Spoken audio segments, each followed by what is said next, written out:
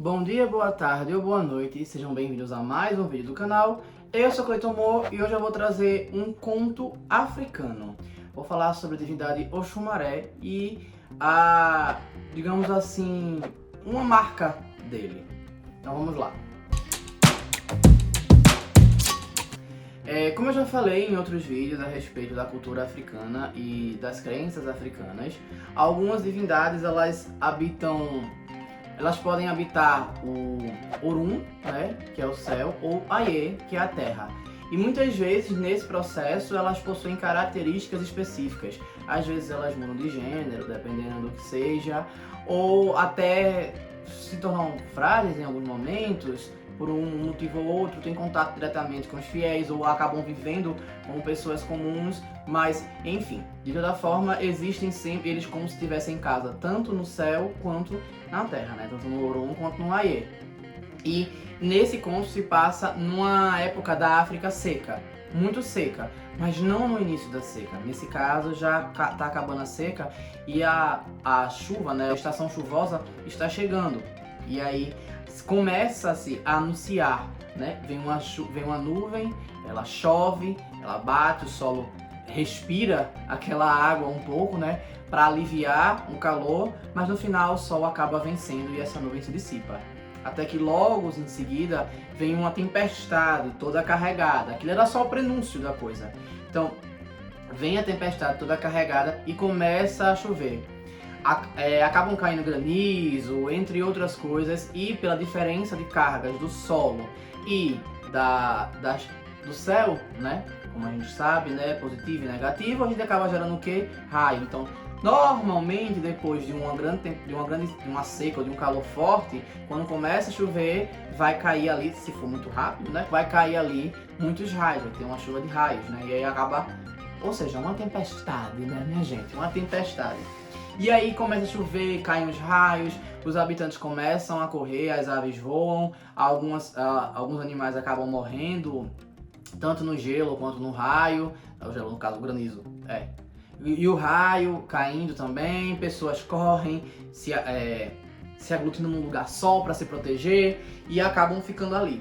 E nisso, os deuses estão observando, o Oxumaré está no Aie, e ele faz, vixe, que agonia, vai acabar me incomodando isso. E ele acaba ficando um pouco incômodo com a quantidade de chuva. E enquanto no Orum, o Lorum, que é o Deus Supremo, ele tá meio que cego, ele começa a ter uma visão meio turva, meio nublada, né? E não consegue ver mais o chão. Enquanto as outras divindades começam a se preocupar com a chuva não sair de uma seca para uma grande inundação, porque essa chuva já está bastante prolongada. E eles se preocupam tanto com o Lorum quanto com o Aie, e eles ficam querendo resolver. Eles acabam associando, o que eu acredito que realmente seja o intuito deste conto, associar a visão de Olorum ao céu nublado, né? Ele não está vendo direito porque está nublado. E aí é como se a visão dele estivesse turva, ele fosse a representação do céu físico. Que fofinha!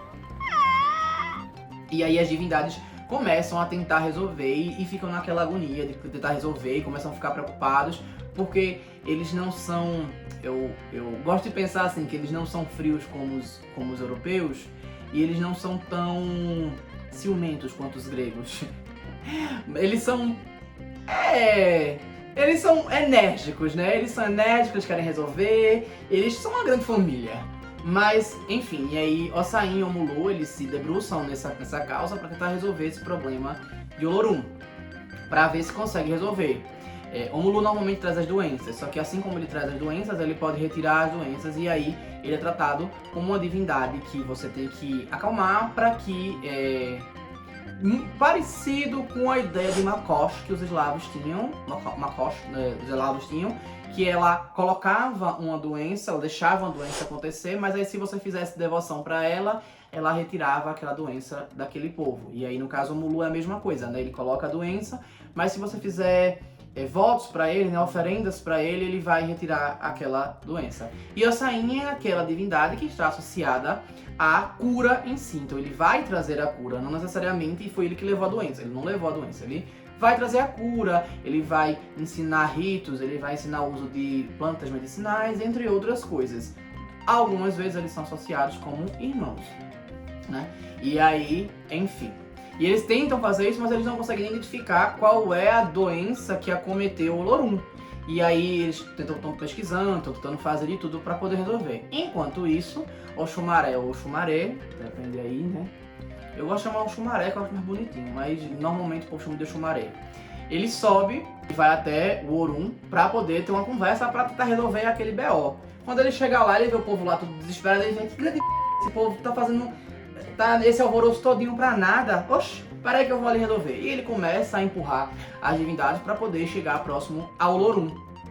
E algumas divindades até acham ruim, reclamam, ou Sain ou Mulu mesmo, mas a gente é que é Deus da cura, fica na tua, ele fica na tua não que eu vou saber resolver isso aqui, fica vocês aí na de vocês, espera aí, vem cá.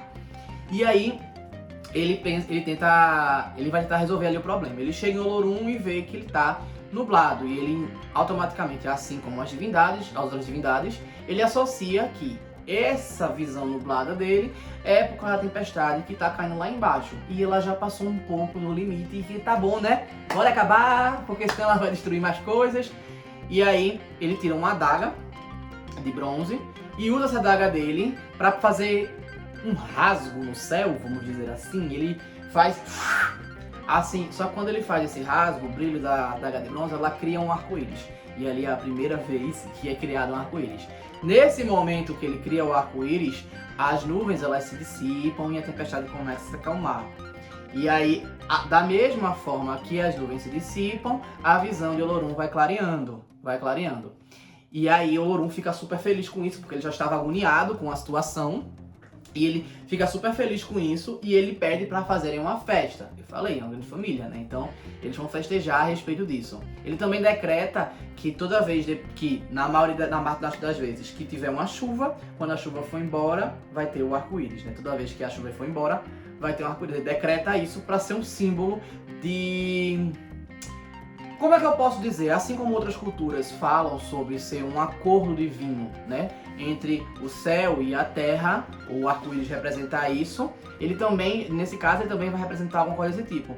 Como se fosse uma calmaria, como se fosse os deuses estão olhando por vocês, ou pronto, já foi suficiente, ou alguma coisa desse tipo, né? De certa forma é um conforto, uma representação divina, vamos dizer assim.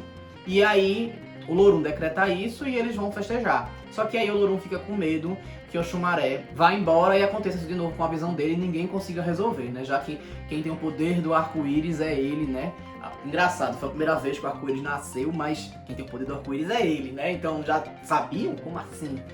Enfim, mas quem mostrou que tinha o poder do arco-íris ali era ele.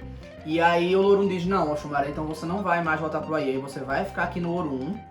Você só pode descer pro Aie quando chover. Então toda vez depois de uma grande chuva, Oxumaré ele pode trazer esse arco-íris, ele pode descer até o Aie para trazer o arco-íris e poder lembrar o povo que os deuses estão olhando por eles.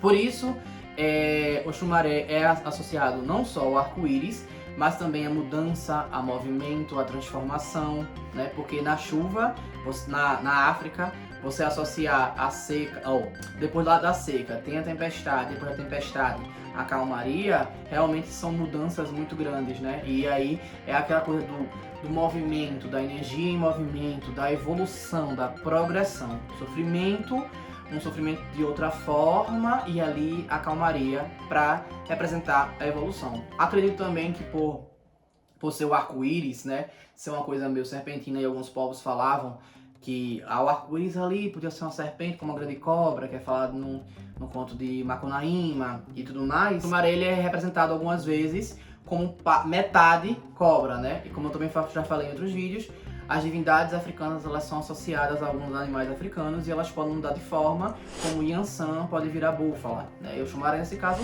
uma serpente. Oxum tem um monte de transformação, várias aves, alguns peixes, mas enfim. E aí, eu acho que é isso.